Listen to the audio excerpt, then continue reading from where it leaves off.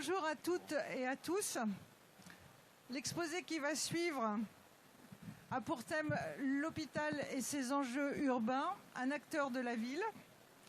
L'hôpital ne cesse d'interroger positivement les liens qu'il entretient avec la ville et c'est à la lumière de leur expérience que Michel Beauvais, architecte de l'agence MBA, et Olivier Pouette de l'agence Orchamps à Lyon vont s'entretenir avec vous sur ce sujet. Michel. Merci Laurence. Bonjour à tous. Avec Olivier, on a souhaité vous faire part de réflexions sur un thème qui n'est pas si souvent abordé, même si c'est une évidence, que l'hôpital est un grand acteur de la ville. Pourquoi ce thème fondamental pour nous n'est pas abordé? Parce que je pense qu'on se concentre tellement sur la complexité d'un hôpital, on va dire intramuros, que tout ce qui fait que cet hôpital doit vivre avec la ville est complexe et doit être vraiment anticipé. Ce n'est pas toujours le cas, c'est un constat que l'on fait. Donc on voulait vous en faire part avec beaucoup de modestie. Ceci étant, dans tous nos projets, on essaye quand même d'avoir cette dimension. Et le passage avec ce qu'a dit Samir Farah, mon ami Samir, qui est un très grand architecte hospitalier, vous l'avez entendu pour ceux qui ont assisté à sa conférence, qu'un grand CHU comme celui d'Amiens, c'est une évidence que ça ne peut que rayonner et aménager les espaces périphériques et voir au-delà. Mais nous ne sommes pas toujours sur une conception d'un hôpital universitaire de cette échelle. L'échelle peut être beaucoup plus modeste. N'empêche qu'à chaque fois, sur tous les projets, cette dimension urbaine est fondamentale. Là, une petite image symbolique, c'est le regard de l'hôpital vers la ville. Cet hôpital qui a connu par le passé, là aussi c'est quelque chose de connu, mais c'est toujours bon de le rappeler. Je crois que cet hôpital qui était pendant très longtemps, au cours de l'histoire, un monde relativement clos, très protégé, intériorisé, comme on dit, s'est ouvert au fil des années, au fil de l'évolution des organisations des soins, de la politique de santé et de la volonté de certains grands bâtisseurs d'ouvrir l'hôpital sur la ville. C'est un discours que l'on connaît depuis les années 80. Je me souviens d'une conférence de Pierre Riboulet à Lyon, en présence de Jean-Michel Toulouche, que je salue au passage, grand directeur d'hôpital du Francilien. Et effectivement, nous étions ensemble et on était complètement, éblouis par le discours de Pierre Riboulet sur ce thème de l'hôpital et la ville. Donc cet hôpital qui fonctionne maintenant en réseau, en mutualisation, c'est un hôpital qui est hyper connecté, donc un hôpital ouvert, mais on doit l'aborder de différents points de vue. Médical, c'est une évidence, c'est les filières de soins, mais également sociologique, parce qu'on parle d'un bassin de santé, un bassin de vie. Donc c'est une dimension urbaine très grande, régionale la plupart du temps. Et puis, modestement, les architectes, les urbanistes, les paysagistes, on doit s'occuper de l'urbain et de l'architectural. Et là, c'est bien le problème, la problématique de l'hôpital et la ville. Il y a l'histoire aussi, parce que l'histoire, elle est présente dans tous les hôpitaux. Combien d'hôpitaux n'ont pas leur patrimoine, leur bâtiment remarquable? L'architecture hospitalière, dans le temps, a fait naître des architectures absolument merveilleuses que l'on connaît tous. Et souvent, nous sommes confrontés à respecter ce patrimoine tout en faisant une architecture qui s'insère sans pour autant faire du pastiche, bien évidemment. On n'en est plus là.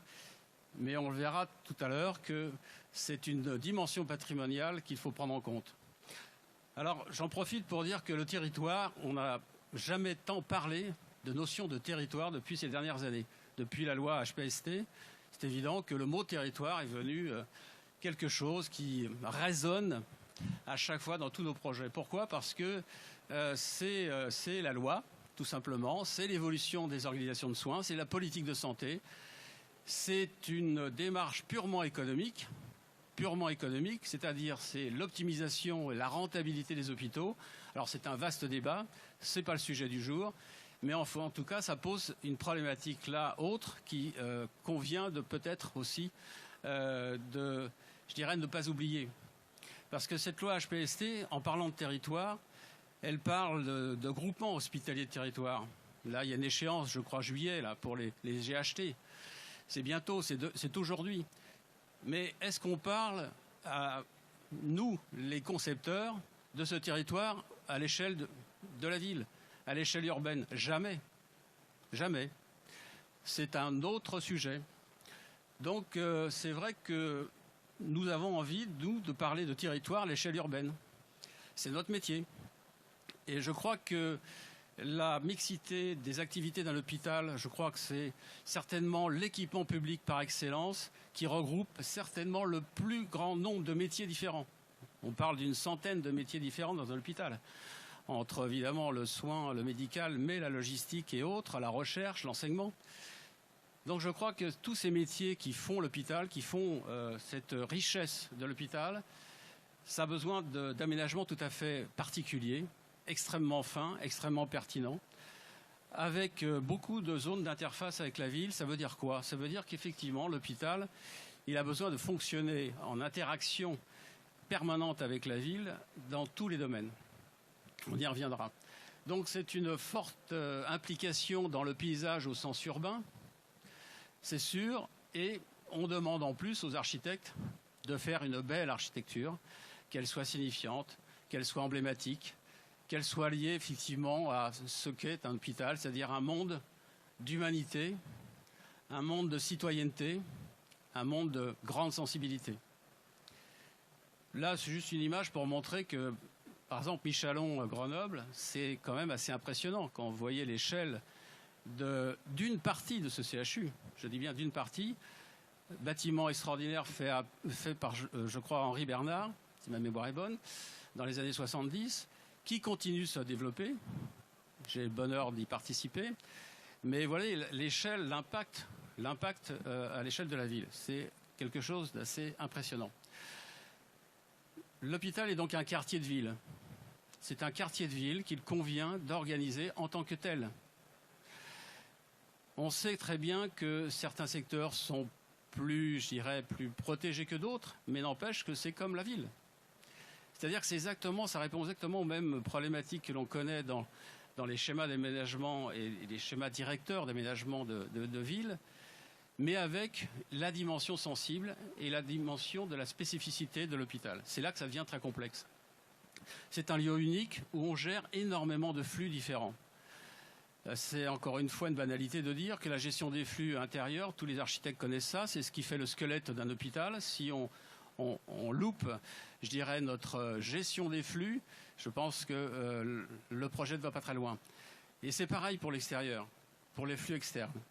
Donc c'est une volonté d'avoir des connexions multiples. Et là, je donne comme exemple l'hôpital de Nouméa qu'on vient de terminer, qui est un hôpital important, qui se situe en proue d'une ZAC qui a été créée, je crois, la plus grande ZAC de France, la Nouvelle-Calédonie et la France, je vous le rappelle, et donc une ZAC de 3000 habitants quand même. Et donc nous avons eu la chance d'avoir un master plan dès le départ, avec quand même des grands principes d'aménagement de ce territoire qui ne l'étaient pas quand nous avons gagné le concours.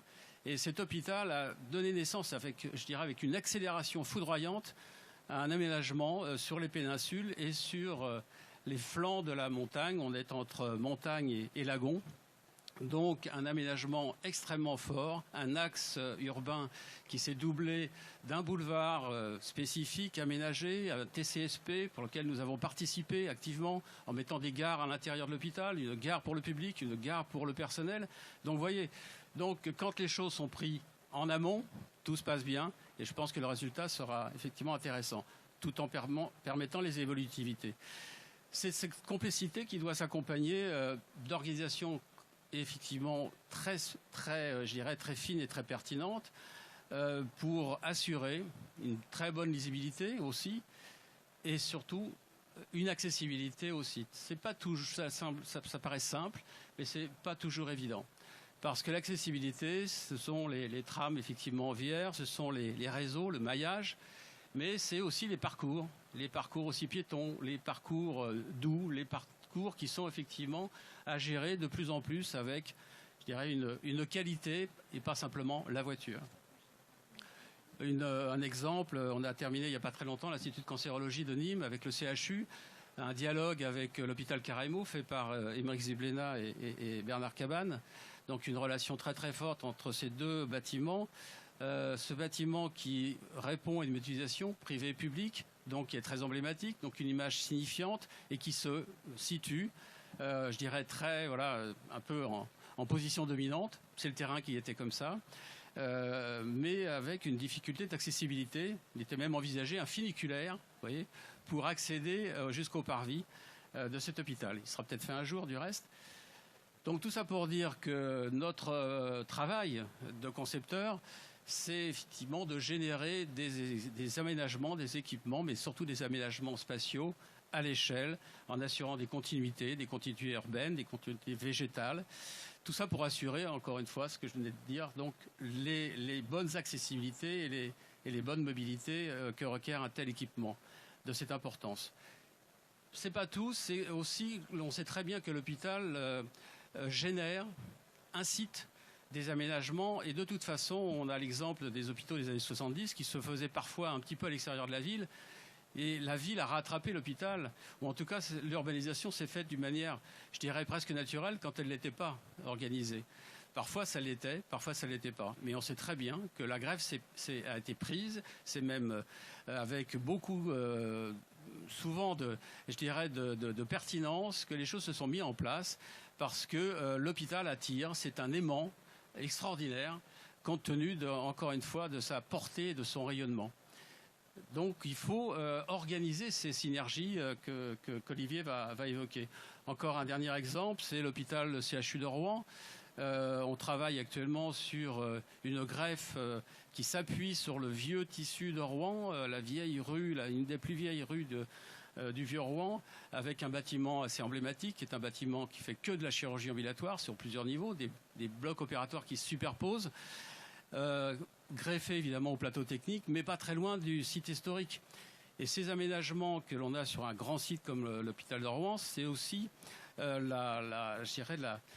l'appréciation des nouveaux flux que ça va créer, avec une volonté d'éclaircir les accès qui sont actuellement effectivement assez confus. Et dans le projet, la directrice générale nous a demandé de réfléchir sur cet accès nouveau se branchant sur le TEOR, qui est le TCSP, avec les parkings silos à l'entrée de ce grand hôpital. Voilà, donc tout ça pour planter un peu le décor, si j'ose dire, c'est-à-dire pour dire voilà, que c'est un sujet qui nous passionne, qui nécessite une réponse globale pour avoir effectivement de la pertinence et de l'efficacité. Et là, Olivier va vous parler un petit peu de cette réponse globale, à quel niveau ça se situe.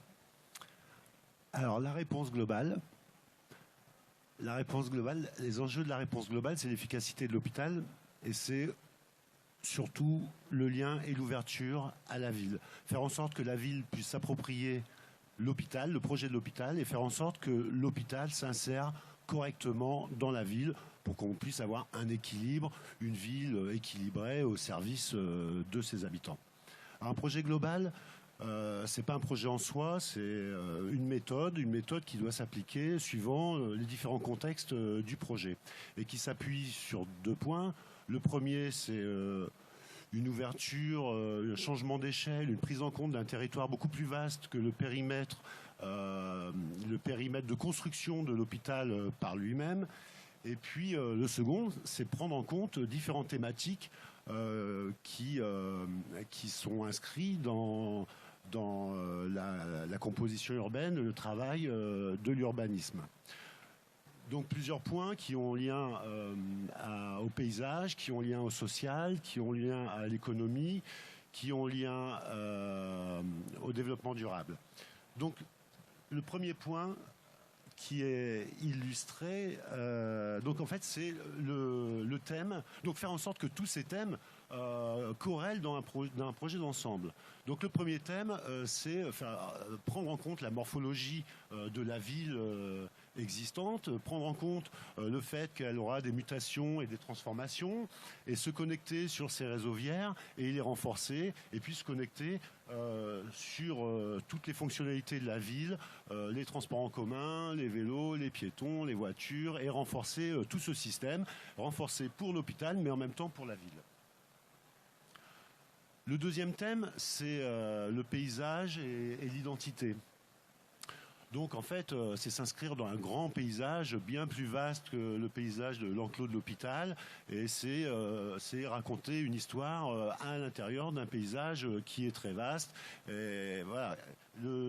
Et avec ce thème, il y a aussi donc l'identité du lieu. Donc construire un hôpital dans l'océan Pacifique, sur les territoires miniers de nickel, c'est pas du tout la même chose que le territoire minier du nord de la France. Donc là aussi, il faut s'inscrire dans une histoire, une géographie, et le bâtiment doit avoir du sens par rapport à tout ça. L'autre thème, donc, c'est le thème social. Développer des liens d'usage entre la ville et l'hôpital, s'insérer dans une mixité et valoriser le sentiment d'appartenance. Alors, développer des liens d'usage, donc en fait, c'est proposer des usages à l'intérieur de l'hôpital qui peuvent avoir à regarder les habitants qui n'ont pas forcément lieu d'aller à l'hôpital. C'est aussi l'hôpital peut utiliser le parc à proximité pour ses activités. C'est en fait un mélange d'usages pour créer de l'ouverture, pour créer du lien entre le projet de l'hôpital et la ville. Valorisation du sentiment d'appartenance, en fait, ça c'est un lien qui n'est pas physique, mais l'hôpital c'est un équipement public qui a valeur et qui permet en fait aux habitants d'une vaste région d'avoir le sentiment d'appartenance à sa région grâce à la valorisation de l'équipement. Donc ça, c'est le thème économique. Le thème économique, donc l'hôpital va pouvoir attirer des entreprises, des activités qui vont avoir un lien avec son activité, plus ou moins proche d'ailleurs. Donc c'est pouvoir prévoir des voies d'accès, des territoires qui permettront d'accueillir toutes ces activités. C'est permettre des synergies économiques, permettre d'ouvrir à la mutualisation. Bon, là, ça peut être sur le thème en fait du transport, du stationnement. C'est finalement beaucoup de thèmes économiques et sur l'accueil et sur la possibilité de mutation du territoire pour l'accueil d'entreprises et aussi sur des services mis en commun dans le but d'une énergie commune et aussi d'une économie. Et puis donc le dernier thème, le thème du développement durable, en fait, c'est le thème qui prend en compte l'ensemble des autres et qui fait en sorte que le projet doit pouvoir répondre aux thèmes économiques, social, environnemental, naturel et humain, faire en sorte que ce soit un projet qui réponde à toutes ces problématiques en même temps, dans un contexte donné, et qui permette l'ouverture vers la ville et l'appropriation de l'hôpital à la ville. Bien, très rapidement, ce qu'on vous propose, c'est d'illustrer ces propos avec 7 projets hospitaliers. Tous les projets ont souvent des enjeux différents, parfois proches, mais en tout cas des enjeux qu'on peut déterminer très très vite dès les premières esquisses, à la lecture du programme, bien sûr. On y reviendra sur le programme. Donc, une opération à La Réunion, Saint-Pierre de la Réunion, on a vraiment eu la chance et beaucoup de bonheur de gagner 3 opérations. On n'entend pas ? Non, bon, c'est mieux. Donc, une greffe, une accroche à la ville en 3 opérations distinctes, 3 concours différents. Au départ, le bâtiment de Le Maresquier, qui était en plein milieu pratiquement de champs, avec une perception que par sa hauteur par rapport à la nationale. Au fur et à mesure, grâce à l'extension du plateau technique, première opération, ensuite le pôle femme-mère-enfant sur la gauche, et ensuite l'extension importante avec la création d'un parvis, d'un belvédère, d'une accroche à la ville. Ça a permis effectivement, cette opération qui va démarrer bientôt en travaux, de reconstituer complètement, je dirais, un ensemble homogène et surtout de reconfigurer le site pour une véritable accroche à la ville. La nationale a été déclassée, c'est devenu un boulevard urbain et maintenant ça y est, l'urbanisation se fait d'une autre manière grâce à cet hôpital qui maintenant a, je dirais, a une mise en scène très, très intéressante avec une accessibilité beaucoup plus aisée. Périgueux, qui est un lieu magnifique. Périgueux, c'est l'hôpital historique qui est situé en haut du plateau. On domine la ville, la vieille ville. On voit la cathédrale Saint-Front, c'est absolument extraordinaire. Sauf que pour faire une extension de cet hôpital très dense, MCO, c'est le site MCO. L'autre côté de l'avenue Pompidou, c'est le site gériatrie et psy. Il fallait trouver une nouvelle entrée qui malheureusement est très très déportée par rapport à l'axe public, l'axe urbain.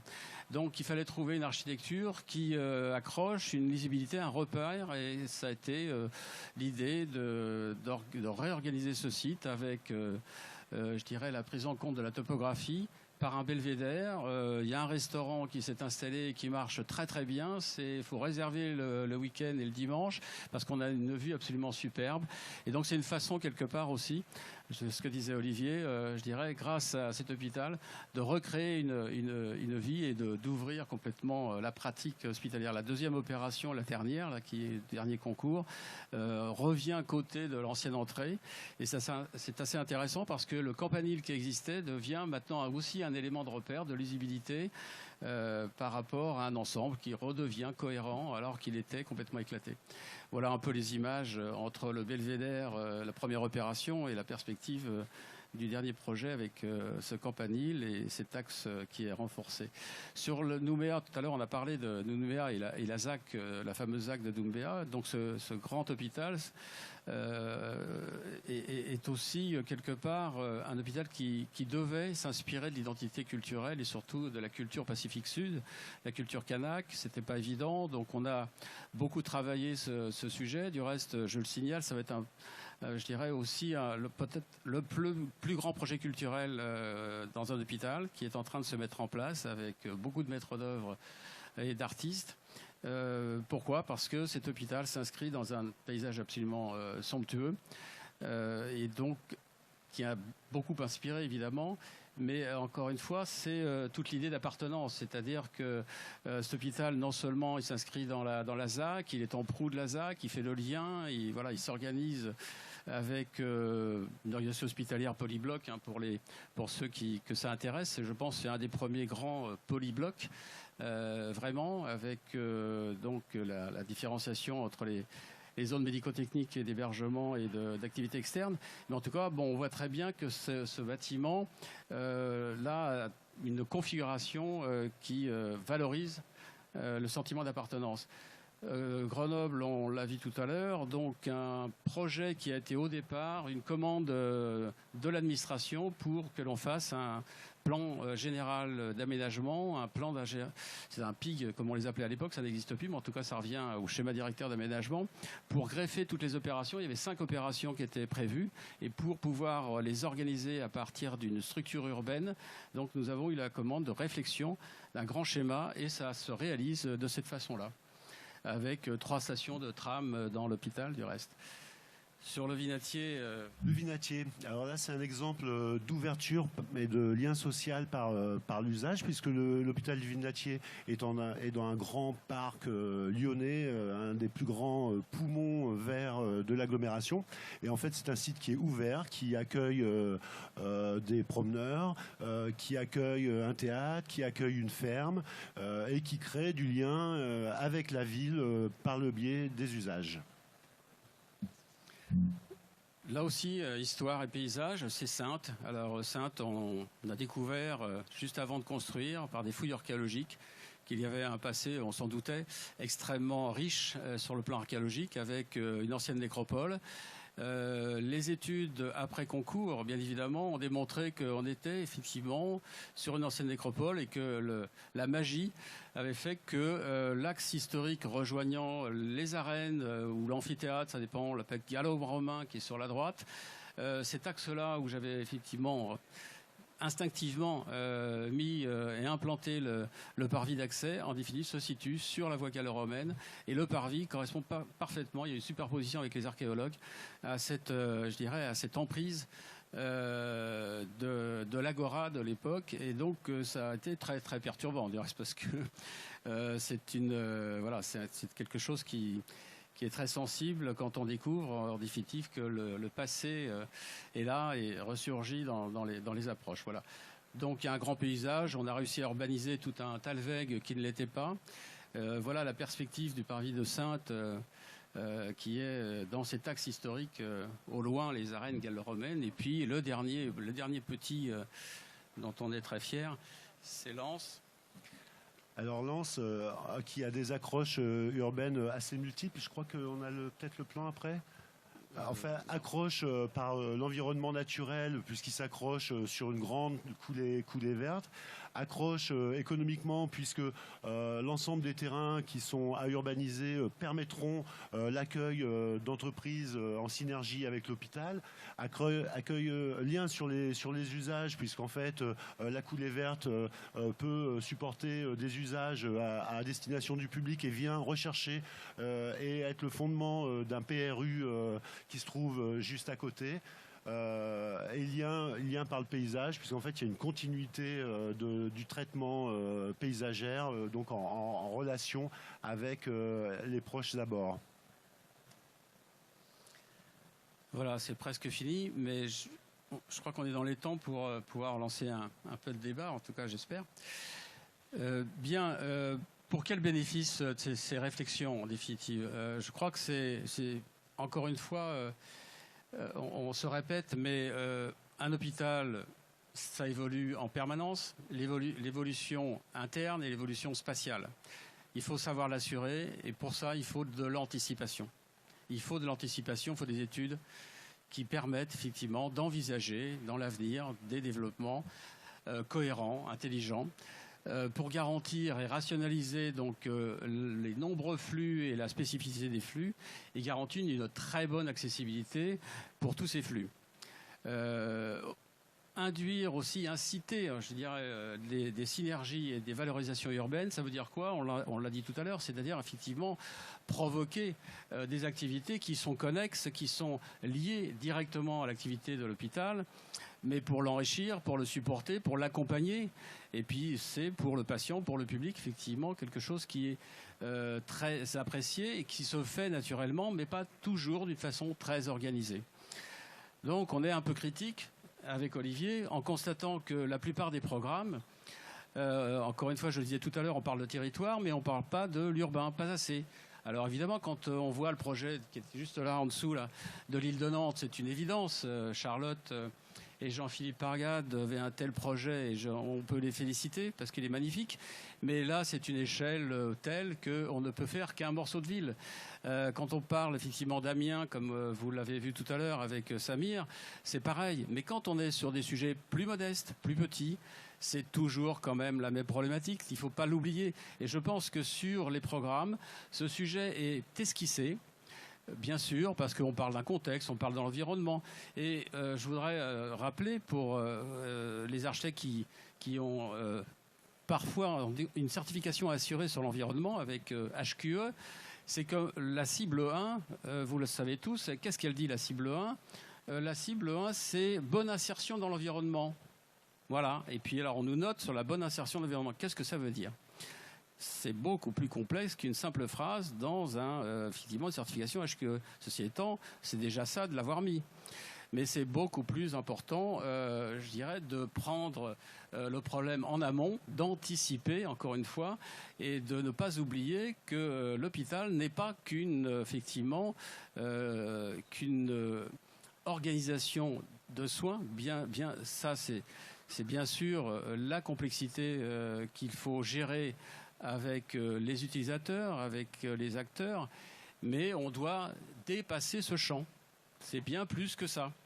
Et donc ça demande des coordinations avec les politiques, ça demande des coordinations avec les aménageurs, avec les agences d'urbanisme, etc. Ça demande, je dirais, encore une fois, de sensibiliser avant tout projet, qu'il soit de restructuration, extension, qu'il soit neuf, pour pouvoir donner, je dirais, le cadre aux concepteurs, et que les concepteurs, ça ne les bride pas du tout. Il ne faut pas croire.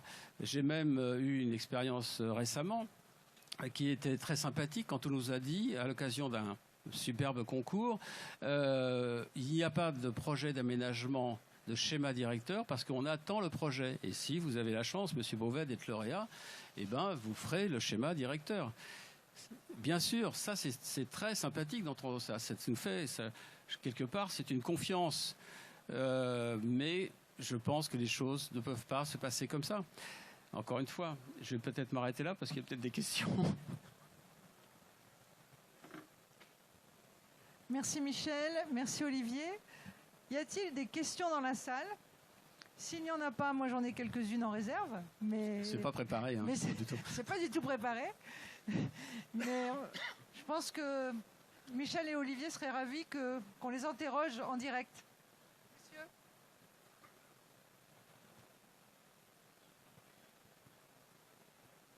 Merci. D'abord, toutes mes félicitations pour cet excellent exposé.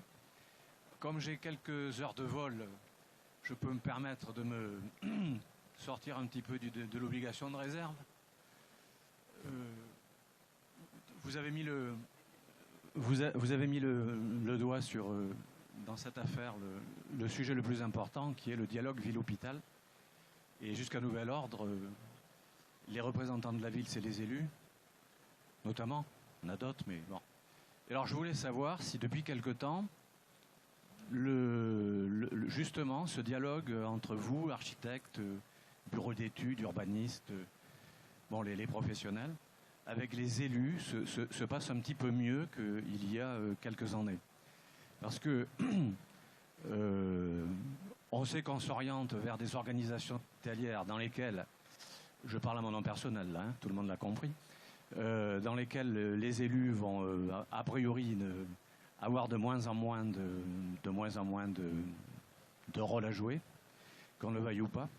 Et je voulais savoir donc comment vous faites pour justement engager ce dialogue ville-hôpital qui me paraît essentiel, si on veut que l'hôpital réponde aussi non seulement à sa mission interne, comme vous l'avez dit, mais également au rôle qu'il doit jouer dans la ville et dans le petit territoire, parfois grand territoire qu'est la ville.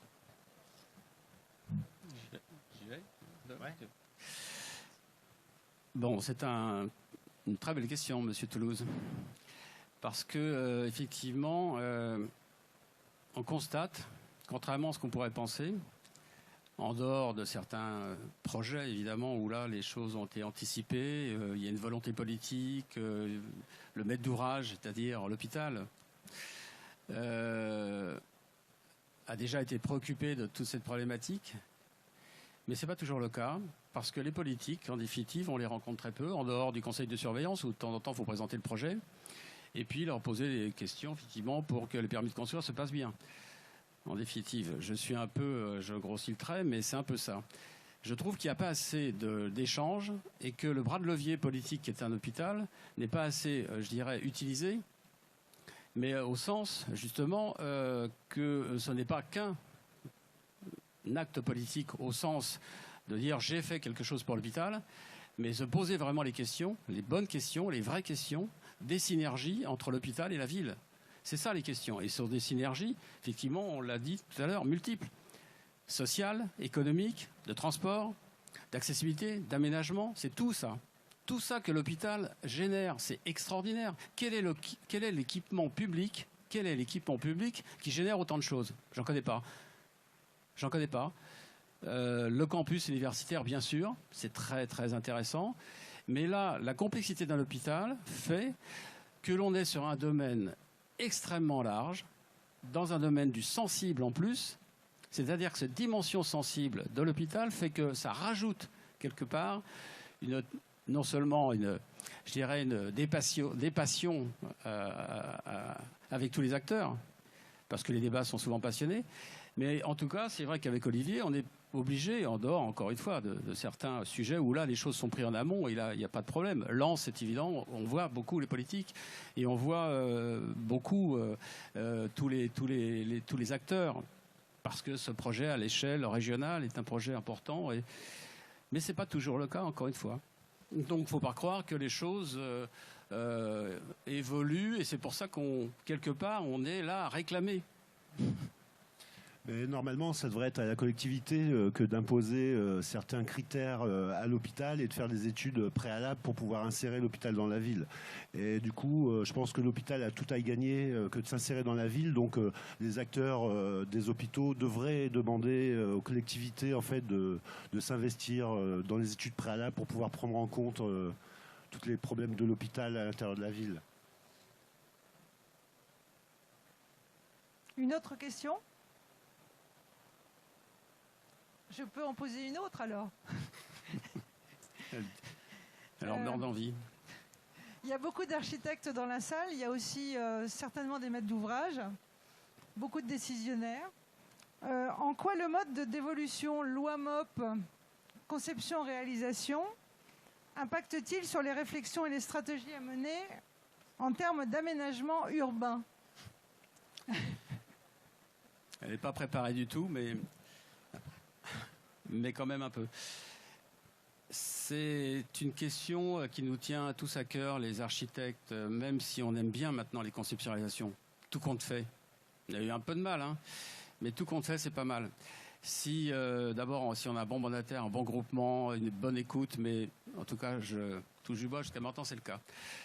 Et c'est vrai qu'on retrouve exactement la difficulté que tous les architectes connaissent, c'est-à-dire, là encore une fois, l'anticipation des programmes, des besoins, des programmes fonctionnels, des besoins détaillés, parce que la conception-réalisation, ça ne pardonne pas. Vous le savez très bien, la raideur, on va dire, de la procédure fait que le maître d'ouvrage est obligé de définir au maximum ses besoins et d'aller très très loin dans cette définition.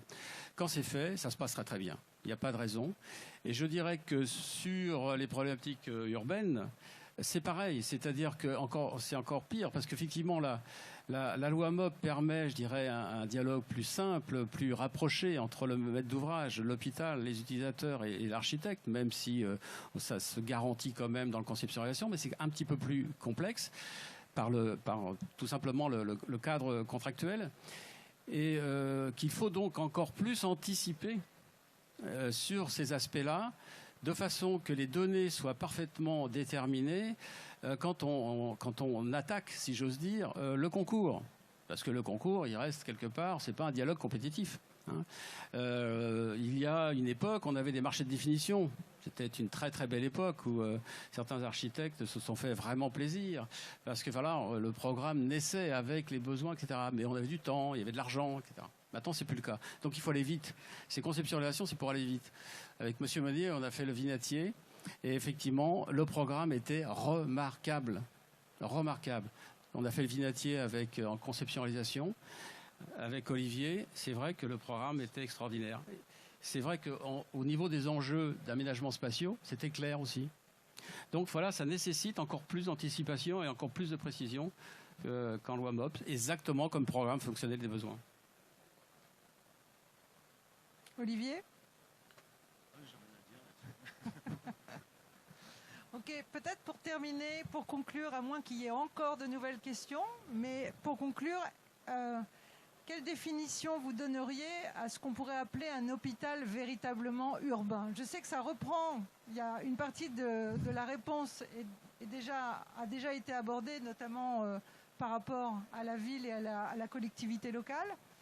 Mais ça serait quoi un hôpital urbain ? Parce que c'est une notion qui émerge beaucoup dans la littérature architecturale.